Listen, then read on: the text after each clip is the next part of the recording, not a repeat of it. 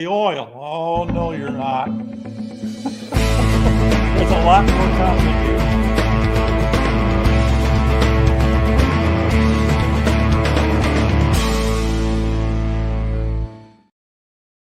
Hi, I'm David with EV World News, where we talk about electric vehicles, green energy, and the stock markets. And I'm back today with our founder and chief editor, Bill Moore. How's it going today, Bill? I am pleased to say it's okay.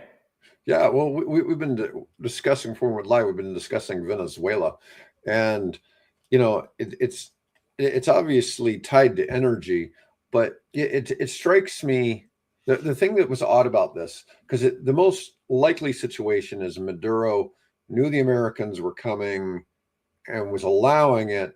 I don't know why he would allow for all of the Cuban troops to get wiped out, because they killed like 32 or 33 Cuban troops that were guarding the facility.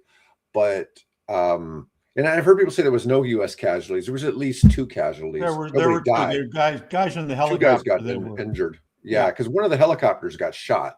Yeah. En route, not when they were making the assault, but somewhere. Somebody didn't get the message. Yeah, it seems that the fact that there wasn't more ground fire, to me, seems a little suspicious. But he had opportunity. I think, wasn't it Spain had offered to let him come live there, or somebody had offered him? It wouldn't surprise me. Apparently the favored Airbnb for dictators is Russia. There's talk that the Ayatollah is getting ready to join the former head of Syria. There. So who knows? There's strong relationship between Venezuela and the Russians, and so who knows? One of the problems with this is that not that Cuba needs to be destabilized. They've been destabilized for a long time. That's a mess there. But they're financially propped up by Venezuela's oil. Yeah. And so this is going to cause a real problem for Cuba. I don't know what you're going to see happen there. I mean, I've heard that, Marco Rubio make threats against Cuba, but I really don't know what they do. I mean, it's going to be really a problem. They unfortunately fall back to what happened after the fall of the Soviet Union. They go into a very desperate period of food hunger and energy shortages and God knows what else. So, it's a shame. That's one of the countries I would someday, islands. I had even thought about, I would put my quick bike system there and was working towards that as a possibility to provide electric bikes for tourists arriving in Havana. And I had established communication with people that could help make that happen. And of course, then the period of détente, or whatever you want to call it, under Obama with the Cubans, that all reversed after Trump took effect. So yeah, there's things are bad enough that already they're not getting spare parts for their power plants that were running off of crude oil from Venezuela. So it's going to be a difficult time for the people in Cuba. And if you think that Rubio going down there and getting his revenge and people fleeing, okay, maybe that'll help. But boy, all these problems are just protracted situations. Well, I mean, I talk about this a lot, how, poverty, a lot of it comes from a lack of energy. Well, if all of a sudden Cuba, they're impoverished as it is, but still their energy situation is just going to get worse now. The interesting thing that I heard, they've had all these problems with the economy of Venezuela. Do you realize that that Venezuela seems to me it was in before Maduro came in that period, not Maduro, what am I saying? Before Chavez came in, that they were the 4th highest, something like that, 4th or 5th highest GDP. I was thinking they were number one. They were Yeah, number no, one in South well, in America. South America, yeah, in South America, but even globally, they were, Oh, okay. globally they were up there, and within the top 10. Per capita, they were the number one importer in the world of Ford F-150s. Oh So, yeah. you know, Where'd you pick that little nugget up? I don't remember, but I remember hearing that a few Yeah. years ago that before Chavez, so that they started out, Chavez takes over, he starts nationalizing the oil company. By nationalize, that means he took the oil companies away from the companies that made all the investments in Venezuela. And fired, I heard, 18,000 oil industry professionals. Yeah. So last year, I think it may have been around January, there'd been appeals by Venezuela in like the world court that were upheld, saying that Venezuela owed U.S. oil companies $9 billion for what it stole. And so there was some precursor for what's happened in the past couple of weeks. Okay. Or the past week, I should say. But it's interesting to kind of see, because Venezuela was a super prosperous country before they decided to do this, and then they nationalized, they took away people's guns. Then what was it, a few years ago, we had this joke going on about the Venezuelan diet, how the average person in Venezuela had lost like 18 pounds in the previous year. That's what happened in Cuba. For some stupid, I'm going to say it, some stupid ass reason, he decided to copy Cuba's model, the Castro model, because they did exactly the same thing when Castro came to power and nationalized the sugar industry. And most of that was all being run, with prosperity. Prosperity Cuba was coming from the sugar industry, and then, of course, tourism and so on. We've had all kinds of forms of government in the world, right? We've had monarchies. Monarchies probably been the most common form of government, in world history, right? An autocratic government. Yeah. Communism has been proven to fail over and over again. Socialism has been proven to fail over and over again. The Chinese went through massive growing. Yeah, I get some of it. I praise China on here occasionally because of the fact that they're run by engineers and not true politicians, not lawyers. They're people who are actually in their own weird way, and it's probably still massive corruption, but they're still running things in a way that kind of makes sense, right? It's certainly, given what we see in the form of what they've done with the renewable energy, with electric cars, with batteries. Yeah. I mean, they're a bad actor in a lot of spaces. I've had a lot of discussions lately about things going on with Amazon sales, especially of products made in China. And a company in China, if they are selling on Amazon and exporting products via Amazon, the government will give them a 4 to 12% rebate on their sales. And it really makes for a very unfair playing field for folks who are selling other products in there. And then you mix this with what they do with their currency. They're constantly devaluing their currency. On the flip side, these things are great for China, right? They're unfair for the rest of the world. We see China doing these things, but that doesn't make China a criminal organization. I don't think that China's flooding the world with drugs, although I've seen accusations about unless you talk to, fentanyl. what is it, fentanyl? Yeah, I see accusations about fentanyl. I don't know if it really comes from China or not. Okay. That's something that this is not something I've ever really spent any time looking at. No, but I haven't either. What I'm getting at is they've done a lot of things where it may not be, you certainly don't have free speech. You don't have the right to look at whatever you want to on the internet. That's for sure. And they have all these controls over the people. But on the flip side, it seems like they're generally trying to do things that are in the best interest of the greater population, to some degree. And so there's some, I get that. I'm not saying that I support communism. Greater interest in keeping the population happy so they stay in power. Yeah. The closest I could describe the Chinese government is National Socialism. So they're the closest thing to what the Nazis were trying to do, and to make it somewhat successful, of anybody that's ever tried National Socialism. But they call it communism because it's the same. It's not really that different. Yeah, it's the rule of the many for the good of the many, or whatever you want to call it. But anyways, this keeps coming back to us. But we were going to talk. So you think the Ayatollah is going to flee to Russia, and do you think Reza Pahlavi will go back into power? I mean, I don't. Well, no, there's the question, because apparently the Iranian people, if you watch any of the news coming out of, what limited news there is coming out of Tehran, that's already happening. They're marching. The people are marching in the streets. They are citing, and I can't say it in Farsi or Persian, but they're talking about, death to the dictator.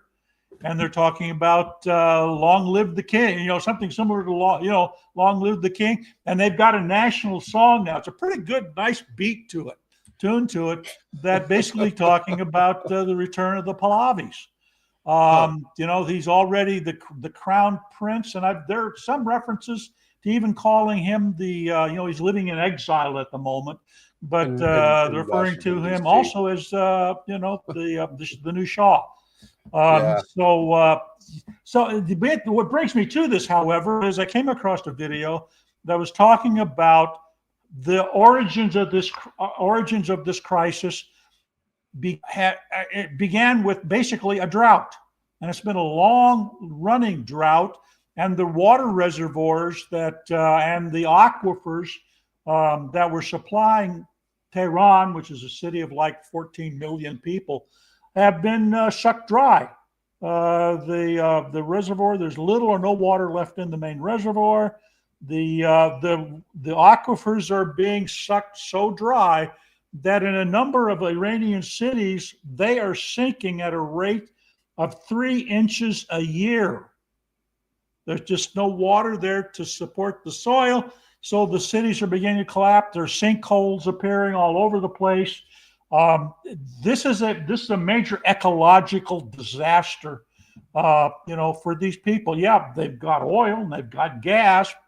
It's sanctioned, and getting it out of, through the Straits of Hormuz and, all that to the rest of the world doesn't, you can't drink oil, folks. No, they've got plenty of that oil. So this is just beginning to cascade. Last week or week before last, the Iranian rial collapsed, and because of that, all of the merchants shut down. They went into a general strike, and now you have people have finally turned out in the streets, and the Iranian guards, the thugs that maintain control over the country, they're not showing up. In fact, there was one, we don't know if it was staged or not, but supposedly an Iranian policeman set fire, on a video, somebody shot of him setting fire to a picture of the Ayatollah. So there's a lot. So it's been an interesting weekend with what's happening with in Venezuela. And the thing is that Venezuela, apart from taking Maduro out, nothing's changed. You still have the same government and the same people that were running that country still in charge.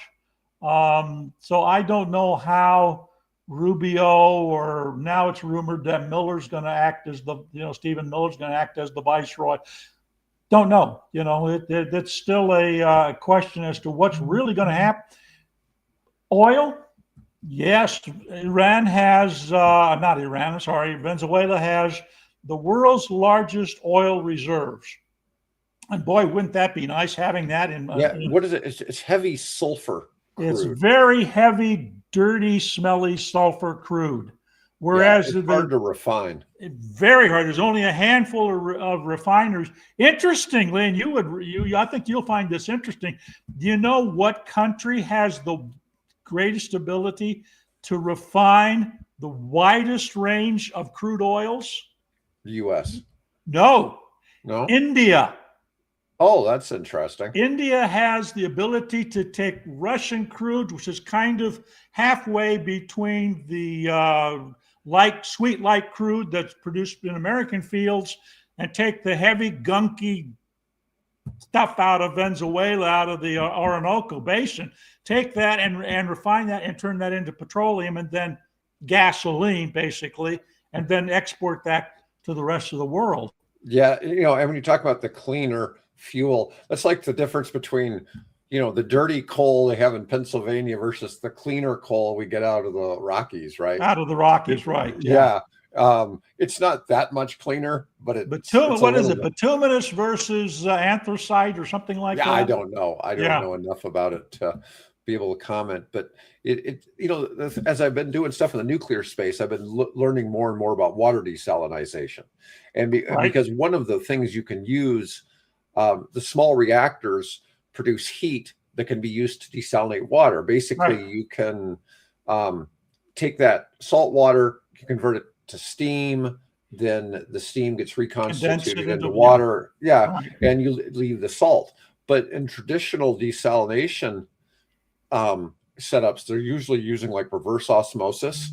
And so what happens is the salt and water are left over here that are kind of cleaning. And then you have the clean water go pass through the sponges or whatever that is the reverse osmosis membrane. But what happens is you have all this brine. Right. And the problem with the brine, if you dump it back in the water, you destroy the water ecosystem. Yep. And this is a problem because there's this huge place in Orange County, California, that was built for desalinizing water for Los Angeles. And they don't use it because it ended up being this huge problem. Okay, if you look at a map of Iran, right, they're having this huge drought there. And like I was talking about, the aquifers are being sucked dry and the reservoirs are empty. Just north of there, on the northern coast of Iran, is what? A huge inland sea, the Caspian. So I thought, well, why don't you guys take all your money and your nuclear technology you've been working on and build a desalinization plant and then pipe that down to Tehran, refill the reservoirs. You know what? There's a little problem. It's called mountains. Yeah. Between the Caspian and the valley, the region where Tehran is located. So I was chatting with the AI about this. It said it would make more sense to actually pull it from the Persian Gulf, desalinize it, and then send it over to Tehran and the other cities that are having water shortages. But of course, then you have this problem of what do you do with the brine, right? Do you dump that back into the Persian Gulf? What happens? So, yeah, you really can't be doing that because then you kill the wildlife and I'm sure Iran's heavily dependent on fish, for food. Well, yeah, I would imagine. Yeah, it's just a real problem. Yeah, they used to depend on the snow from the Alborz Mountains. Right. Those are the mountains you'd have to pump the water over the top of. Yeah. Yeah. And now they're just not getting as much snowfall. And so they're not having as much melt that gives them. And same thing's happening in places like Chile. Right, their glaciers are slowly melting away. There's worry about the snowfall and that feeds the Yangtze River, in the Tibetan highlands. And this is just one of the first,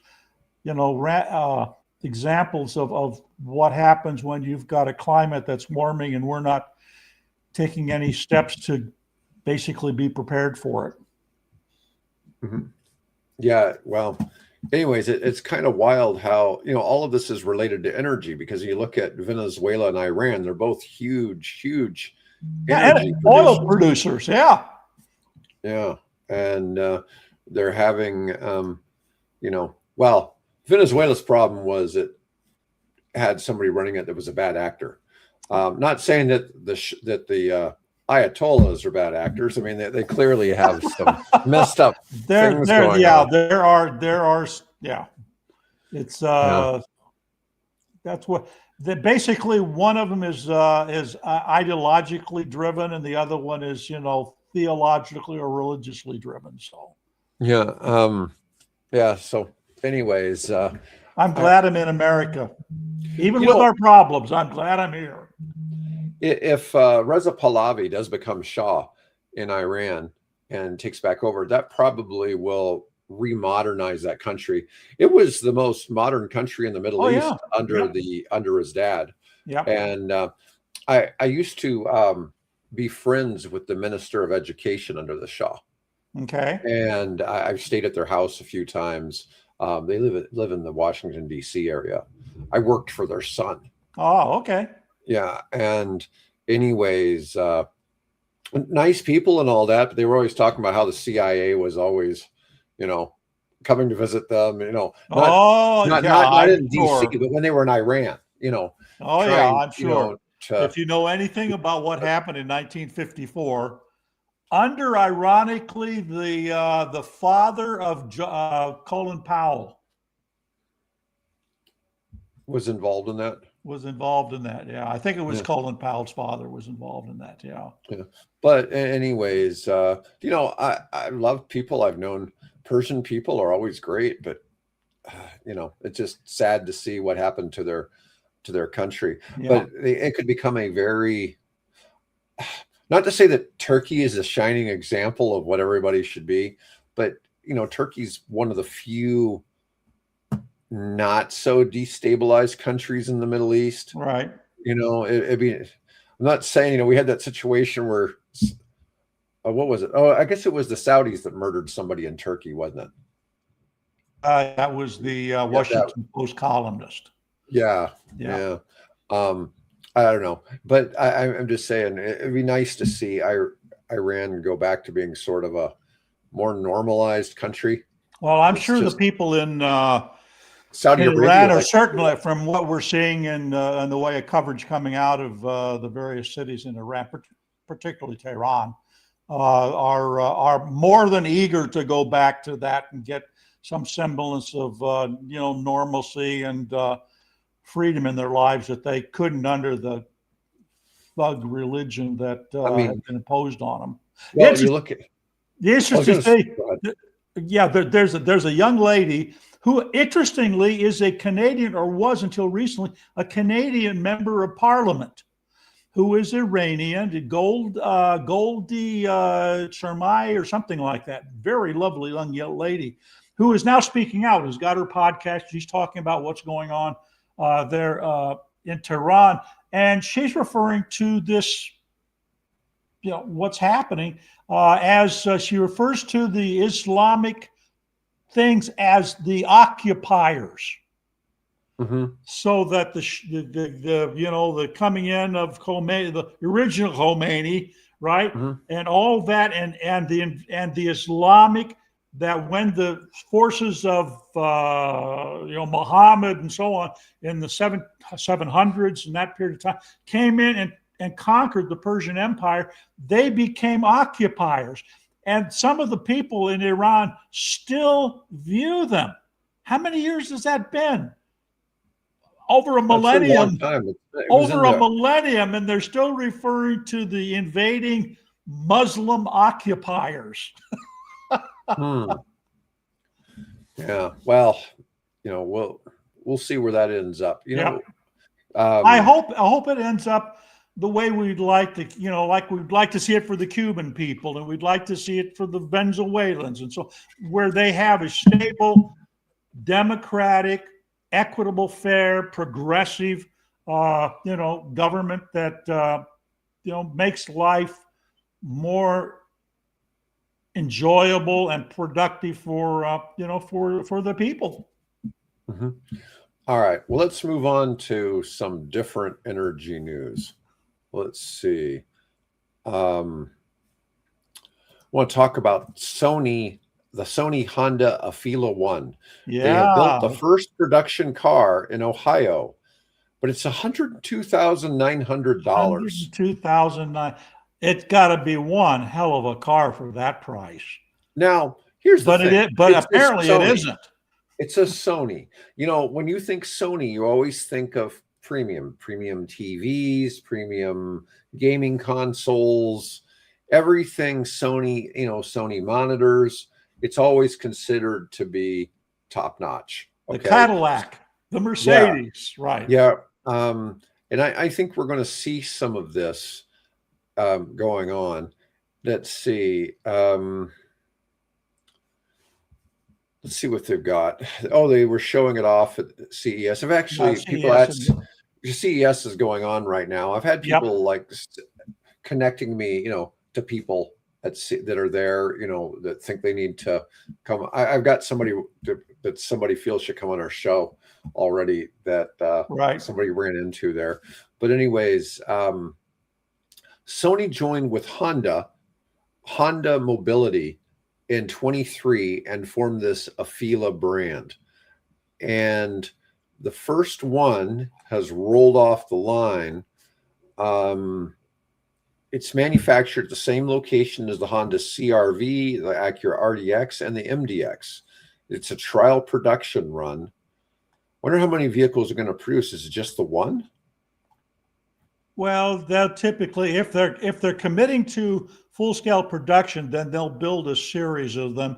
This is the first one that is a complete, gone through the complete assembly process.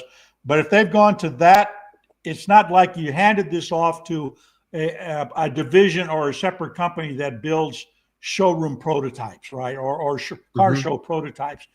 If they've done it there, they have plans. They've built the jigs and set up the robots and everything. So they're planning, to do more than just build that one car.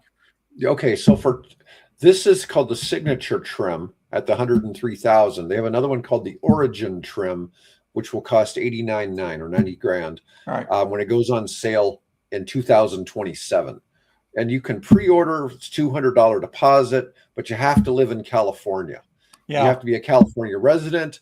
You have to take delivery in California. It will be garaged in California, and it will be titled and registered in California. Yeah, they want to be able to keep track of it so they can, since it's first run like that, they want to make sure that there aren't any unexpected hiccups once it gets out into people's hands. That was the same thing they did back in the original EV mandate period, where if you leased a car, you could only lease an EV like the Honda EV Plus, which was their first fully electric car in 1998 timeframe. You could only have those in California because they wanted to be able to, get dealers trained and get customers trained. And if there are any problems, it would be a lot easier to bring it in or tow it into the, facility than it was to put it on a truck and haul it from Kansas to Orange County. Yeah. So it has 483 horsepower, which is a lot of horsepower. Obviously, being Sony, I'm sure it has a nice sound system. You would think. They're saying hands-free level 2 automated driving, which is basically put it on a interstate, and I guess it'll lane keep on an interstate. Okay, and dash spanning infotainment system. It can only DC fast charge at a max of 150 kilowatts. Has a EPA range of 300 miles, which is kind of low for this price range. So they're giving an example. The $39,000 Hyundai Ioniq 5 has longer range and charges at twice the speed. Yeah. They obviously have some benchmarks that they need to reach to be competitive. Yeah. For $90,000 to Lucid, you get an Air Touring, has a lot more power, 131 more miles range, 250 kilowatt charging, and a much better design.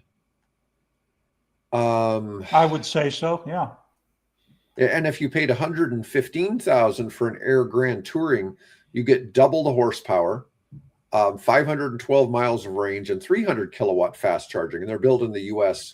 as well.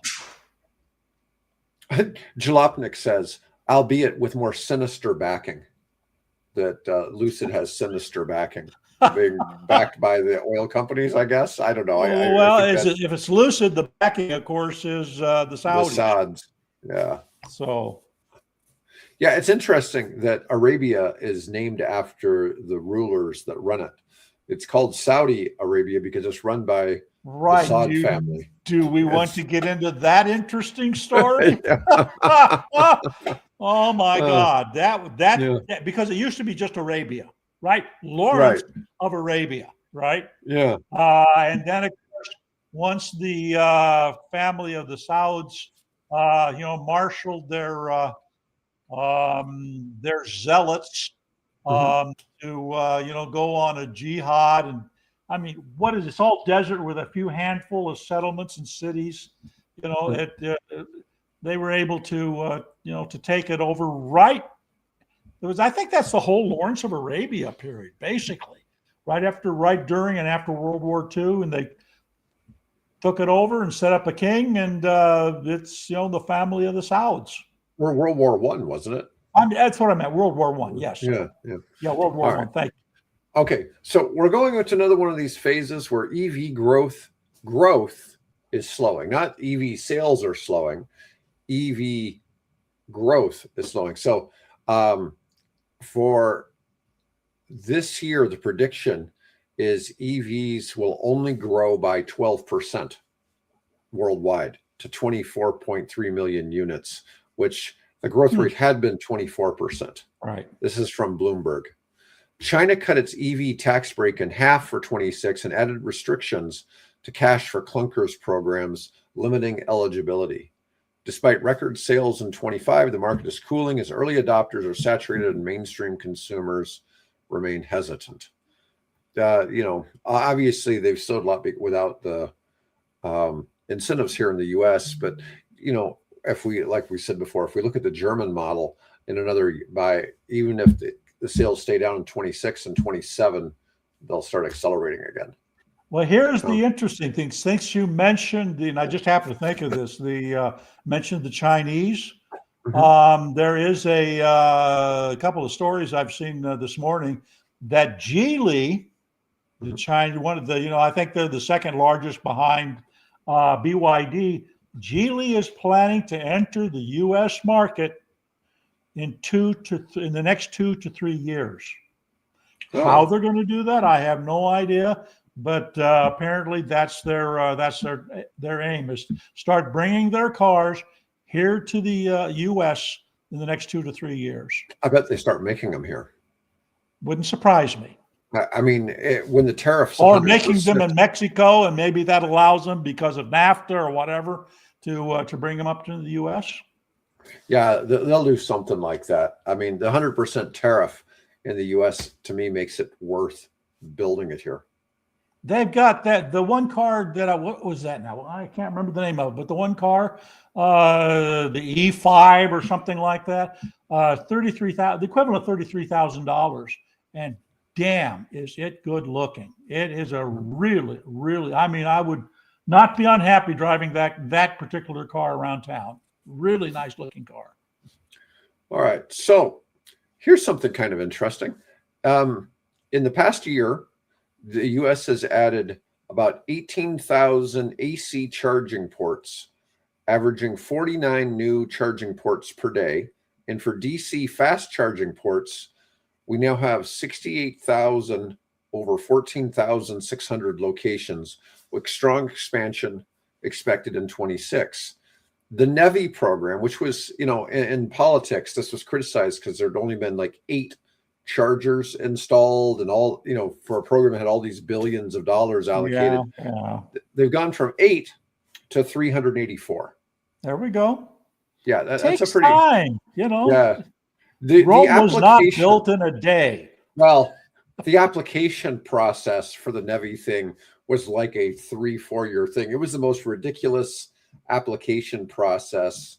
I mean, that process was designed to retain public sector jobs.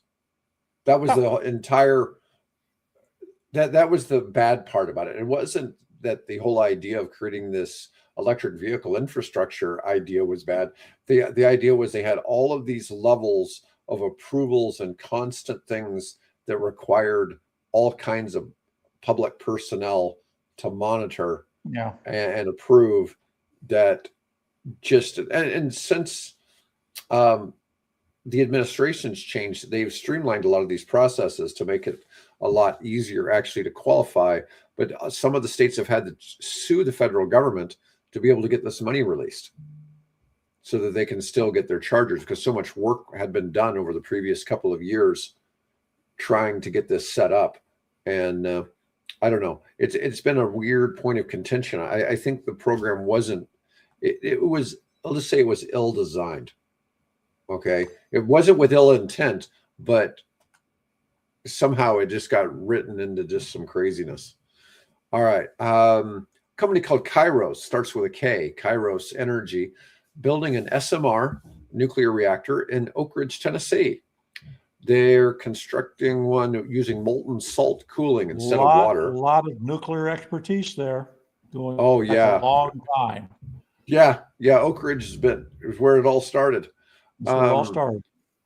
Test reactor. Technically, it actually started under a stadium in Chicago, but that's another story. Yeah. No, I'm familiar with that. Test reactor for Kairos expected in 28, commercial demo in 2030. Google has contracted 500 megawatts of capacity by 2035 to power data centers. Trump admin awarded $800 million for a new reactor tech, plus $1 billion loan guarantee to restart 3 Mile Island. My story here kind of goes on to say triso fuel, which is uranium particles in graphite pebbles, which is one of the things that prevents the newer technology from having runaway. Yeah, from having a runaway. It's sort of being criticized. Critics warn claims are oversold and pose safety risks. Well, some of it is how the systems are still cooled and how the cooling is managed. A lot of this is still generation 3 nuclear. The generation 4 nuclear has to use systems that don't require human intervention. And so there's like 8 different technologies for generation 4. None of them are ready for market in the United States yet. Oddly, they are doing them overseas. So there are a couple of generation 4 reactors in other countries, mainly China. And it's interesting to see how the U.S. is just kind of lingering behind in some of the space, because it's U.S. designed technology that they're using over there. Yeah. I just haven't put it here. Constellation Energy gets nuclear NRC approval for 167 million digital modernization of the Limerick nuclear plant. I don't know where the Limerick. Not in Ireland. There's a Limerick somewhere here in America. I assume there has to be. Give me a second. I'll tell you where this one is. It's in Pennsylvania. Okay. The investment is to preserve 5.1 gigawatts and add another 1.2 gigawatts to further stabilize energy prices at a critical time. Let's see. It's first of its kind upgrade across major control and protection systems. Digital modernization represents a future grid-connected nuclear baseload power with improved operational efficiency. You know, it's interesting because a lot of the nuclear fleet, when they call all the power plants a fleet. Anyways, right. A lot of these are like 60 plus years old. I mean, it's amazing how long some of these have been sitting. It's really hard to fathom that we've had nuclear power for so long. And going back, into the first Atoms for Peace program back in the 50s, and then Kennedy,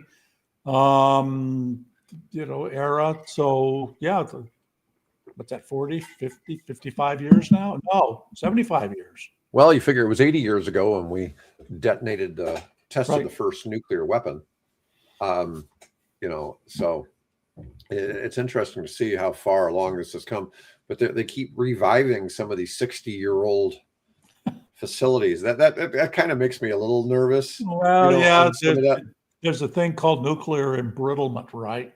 Where the radiation basically begins to break down the molecules and the piping and all the other things. I watched several of videos on recovering of World War II aircraft from swamps, like in New Guinea. There was a P-47, and then there was a B-29 that was recovered from Greenland and things like that. And it's amazing what sitting out in those environments does in terms of wearing out or embrittling or whatever you want to call it, degrading the metals in those aircraft just sitting outside.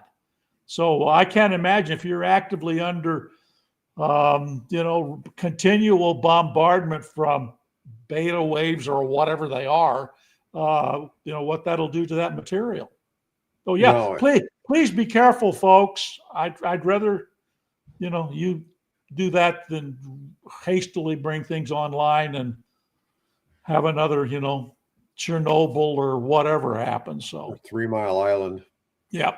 Not that 3 Mile Island ended up being all that No, bad. I mean, well, that's why you mentioned Chernobyl, because Chernobyl did in fact have actual, they didn't, when 3 Mile Island went down, they did not, evacuate and ask everybody, from, Harrisburg and the surrounding community, Lancaster and York, didn't ask them to evacuate. Whereas in the area of Chernobyl, that whole, the whole town was, an area was abandoned and sealed off under armed guard. Yeah. There's been the two big accidents that people know about are, obviously Chernobyl and Fukushima. And Fukushima was, still, it was old technology, but, getting hit, an earthquake and a tsunami. At the same hour. In sequence, as part of this, in sequence, there's got to be something for that. I know the newer tech, the Gen 4 stuff is designed that it wouldn't be affected by an earthquake or, geological events. Most of the design are designed that if you flew an airliner into one of the systems, it wouldn't cause a problem. Yeah. You might shut down operations, but it's a precaution. You're not going to have, it's actually, a lot of the designs, when I see pitch decks, they're usually putting the reactor 50 feet underground. So it specifically cannot be targeted by bombing or crashing a civilian aircraft into it. I mean, you could use some massive ordnance penetrator and hit it, and then create a dirty bomb out of it. But that's a whole nother ballgame, right? I mean, even I think that's an application generally beyond the skill of the average terrorist group. So and generally in the war in Ukraine, it's been going on now. We're starting 22. We're almost to 4 years. And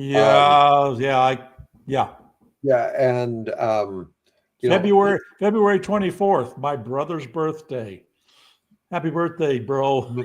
A friend of mine, they released their crypto coin on the same day that the invasion started. So it's their coin's still around.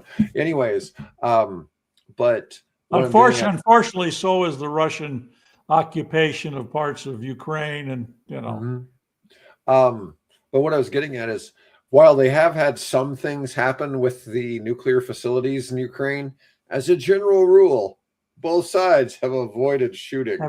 Yeah. Although apparently the encapsulating dome over Chernobyl has been penetrated. Oh, it's a big hole. I saw pictures of people working trying to fix the damn thing. It got hit. Some kind of Russian drone hit it. I can't imagine though why they'd even have a drone operating in that area, because that part of Ukraine borders Belarus. Right. So I don't know. I guess Russia's still probably flying drones from Belarus into. And this, of course, Ukraine has an impact on Iran, because who is supplying Russia with their Shahid drones? The Iranians. Yeah. All right. Battery energy storage boom driving lithium demand recovery. Lithium has gotten super cheap. There's so much of it being mined worldwide that prices kind of keep crashing. That's why we keep saying battery prices crash. Watching that, how it Yeah. Just So down here, there's no demand. Then there goes up, and then people start mining more of it or refining more of it. Then it drops. And then it, yeah. we hear Wow, people what a try to roller talk coaster! about lithium, how it's finite or whatever, but of course it's not. You and I both know it's not Right. it's almost an infinite You just suck it resource. out of the ocean if Yeah. you need. Grid scale battery storage boom is bolstering lithium demand outlook in 26 after the prices of lithium had collapsed. But the price collapse had caused the US to almost overnight have an oversupply market for battery storage cells, driving down costs and accelerating deployments because it's gotten inexpensive. The Texas grid getting major battery storage boosts this winter with more projects connecting in January 26th than December of 25. Now, this is, of course, significant for Texas because, well, they had that problem a few years ago with, a rough winter storm. Yeah. And it pretty much, it caused some serious problems. It could have gotten really serious. And now, have you heard what's going on in Berlin? Mm-mm. Yeah, they're having a major problem in Berlin with apparently it's been extremely cold weather over there, and they had apparently some group attacked a a substation or something, and so a large area of Berlin has been blacked out. Huh. And now we're not. Have you been watching what's happening in Moscow? Holy crap! Things are really. They got hit by a major snowstorm. Snow that is literally waist deep. Mm-hmm. And of course, with the Ukrainian attacks on the various power plants and refineries and things like that, there's been some serious power losses in the city of Moscow and some of the surrounding communities. Good. They deserve it. Yeah. I see this and I feel for the Russian people, because all of this is because of one idiot, one little short, individual who bullied his way into power and now, figured he could, rebuild the Russian Empire. And now all those people are suffering because of it. So. Did you ever see the picture of Ronald Reagan visiting Mexico, or not, visiting Moscow and being in Red Square, and he got introduced to some Russian tourists, and it was Putin and his family? I don't remember that. No. You've never seen that picture? No. Yeah, it's a young Putin. Yeah. Supposedly just visiting with his family, in his KGB years, right? Right. Mm-hmm. Yeah. But yeah. All right. Lucid hits record Q4 deliveries. Yeah. Lucid delivered 5,300 vehicles in Q4, which is up 72% year over year, beating analysts' estimates of 5,070 units, which that's not a big jump from the estimates, like 300 more. But at the same time, Lucid stock dropped 60% in 2025, while Rivian rose 45% and Tesla 15%. Even though I don't know. Let's see here, we got they're trading at 1159, down a little less than a point. Yeah, Rivian's down a little bit. Yeah, it's always weird. You see Ford up a little bit. It's interesting to see. Sometimes the stock news doesn't make much sense. NVIDIA is not doing anything. AMD down a little bit for some reason. You just never know what's going on there. Microsoft. Well, somebody does. And they're putting their money where their mouth is, apparently. Sometimes companies are just selling off stock to take profit. And when they're doing that, the price goes down. Yeah. Nano down. Oklo back to 89. They dropped all the way to about 73. They're recovering a little bit. All right. So let's talk about New York City congestion. Yeah, so congestion pricing. I found this very interesting. Yeah. So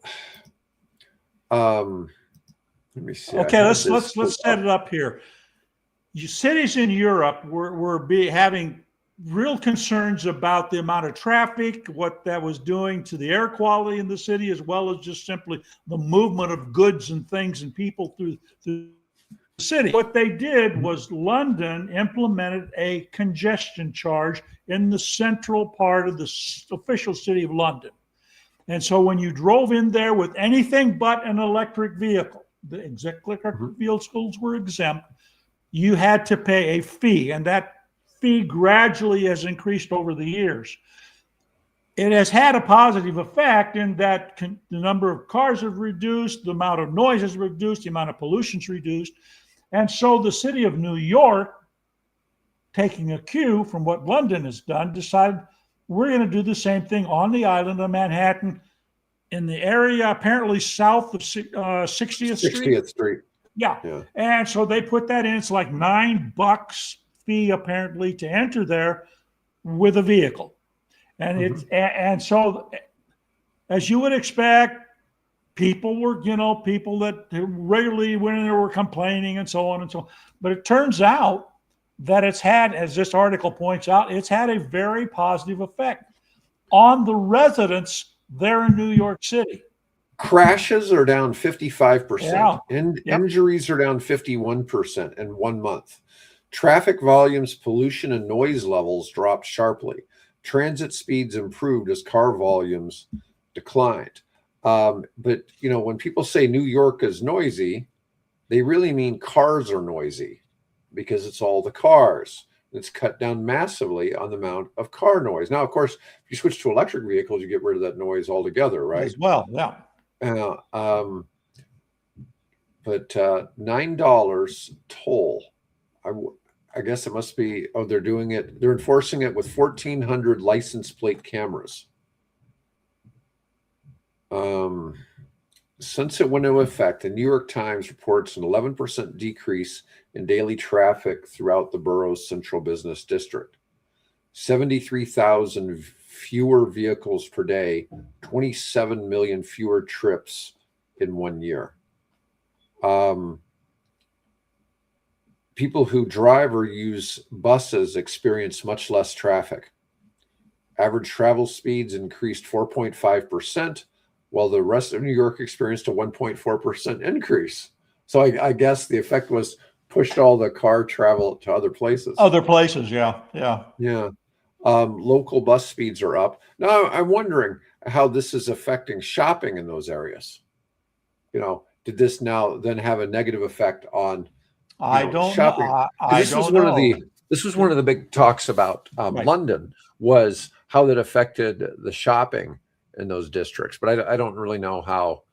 I haven't exactly spent a lot of time really worrying about any listeners in the UK, particularly in London, if you'd like to share your experiences, we would appreciate it. Yeah. As well, obviously, if you're in New York and affected by the the congestion charges, we'd like to hear. So comment below. I would suspect it probably has an effect on crime too. Probably not big, but I bet there's an effect on crime. I know that, for instance, good or bad. Well, less traffic means a crook can get away quicker, or what? No, it means they're less likely to have taken a chance of going through having their path traced. Yeah, so there's probably going to be less crime in those areas. Although, maybe the criminals weren't driving cars to start with. Right. Yeah. I'm just saying it would be. They're on electric bikes now. Yeah, there you go. The electric bike mafia. So each week, my bus round trip is 30 to 60 minutes faster than it was before congestion pricing. Wow, that's a pretty good. Somebody says they commute from Kingston by bus every day, and every week, my round trips are 30 to 60 minutes faster. That's a big improvement for my God, people like that. Yeah. So, that has definitely got a positive effect. I'm sure plenty of people are upset about it, but that is a very positive effect. All right. Everybody be happy to know. Our favorite politician, Elon Musk, has returned to politics, funding the GOP for 2026 midterms. He has confirmed that he has abandoned plans to launch his own American party, refocusing on Tesla and SpaceX, but while supporting the GOP. Yeah, we'll see how this works out for Tesla again. Yeah. Hey, speaking of Tesla, by the way, we should mention that the U.S. Patent and Trademark Office has declined Tesla's application for the trademark on Cybercab. Tuber is where it's at. Yes, Tuber is where it's at. They need to just get a trademark on Tuber. Yeah, and that would be the Tesla. That would solve it, unless, of course, Uber decides to. Uber might not like it. Protest. Yeah. Let me call it Tuber. Yeah, I don't know, folks. I really think that is that's the way it needs to go. Let's see, and then if it's a Lucid self-driving robo-taxi, it'd be a Luber. A Luber, yeah, that'll sound even funnier. All right, 20% of all climate venture funding last year was in nuclear. Nuclear startups got 20% of climate venture funding last year. Publicly traded nuclear firms are seeing significant investment as AI power demands drive interest. Smart money betting on nuclear is a scalable, clean energy solution for data centers and grid stability. It's really interesting how in this space, the places I'm seeing that need energy, what we found for our small nuclear reactor projects is it's not really so much AI, it's manufacturing. So the small reactors seem to really cater more, the pricing is more attractive for somebody who's manufacturing. And this is where I go back to my, end energy poverty, is because you need somebody willing to put that investment of manufacturing someplace where there would be cheap labor, and those people need jobs. And then you need somebody like my company to come in and provide the energy so that you can do the manufacturing, but you have to have that manufacturer to be there to be willing to pay for the energy, and then the people benefit. So it's kind of a two-step process. You got to have both somebody who is willing to manufacture and somebody who would be willing to invest in nuclear behind that manufacturer. Because at the very least, even on a small scale, even a 1 megawatt reactor, which is like a generator size reactor, but that could still power 500 to 1,000 homes. That's still probably going to be $40-50 million. When you start getting a while for it to, so that'd be for that. But if you went to like a 15 megawatt, you're probably talking about $100 million investment. You get to 50 megawatt though, you're only maybe $200 million investment. The numbers really start improving when you start getting into these larger numbers. And you get to a 200 megawatt type setup, you may be talking, 500 million. It really starts, so you've gone from 30 or 40 million for a megawatt to 2.5 million for a megawatt. Yeah. So as you start getting up there in bigger size, but you got to have pretty damn big manufacturer to be needing 200 megawatts. And that was all I wanted to cover. We've been going for about an hour already. Yeah, let's see. I think I got, we talked about Geely coming in 2 to 3 years. We talked about the New York congestion zone. So that's pretty well done. Of course, Iran and, Venezuela and all those geopolitical things are kind of out of our space, but not really. No, Bill and I will discuss anything. So, at least with some amount of intelligence and thought behind it, obviously. We try. We try. Yeah. So join us on Friday for rotary engines versus air-cooled engines. No, I'm kidding about that. Yeah. We'll discuss the advantages of rotary engines in single-engine fighter aircraft. But yeah. By the way, that's actually what I was doing Sunday. I was helping. We're building an airplane, our local EAA chapter. So I was in there helping. Put in clecos and take out clecos and all that kind of fun stuff. So. Well, you probably don't have the issue with a air-cooled engine there because the aircraft doesn't expect them to take ground fire, right? No, shouldn't expect to take ground fire. And actually, we do have a Rotax engine parked in the corner there. So I don't think we're building a Glass Star, and I think the Glass Star will have something more in the line of a Lycoming 320. Yeah.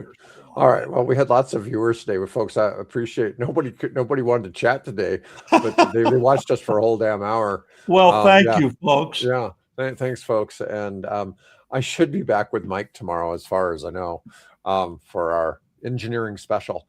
Anyways, otherwise, folks, have a great day.